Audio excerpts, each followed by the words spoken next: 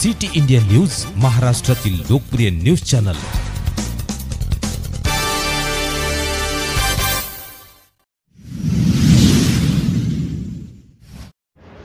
Tiger fort रिसॉर्टवर पोलिसांचा छापा, वेश्या व्यवसाय उघडकीस, 8 महिलांची सुटका।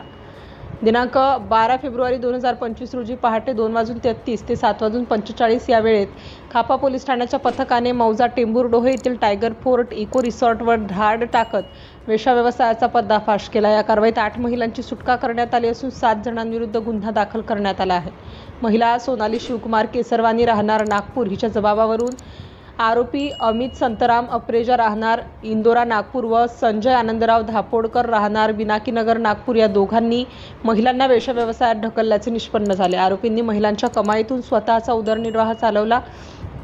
तसेच मनीष कैलाश देशमुख, नितीन रमेश कोकरडे, दिलीप धर्मराज शहा, विनोद लहानुजी मौजे व किसन मनीराम एसणे या 5 जणांनी वेश्यागमन केल्याचे पोलीस तपासात उघड झाले आहे। या प्रकारास टायगर फोर्ट इको रिसॉर्टचे मालक विशाल सुधाकर इंगोले यांनी जागा उपलब्ध करून देत आर्थिक फायदा मिळवल्याचा ठपका ठेवण्यात आला आहे।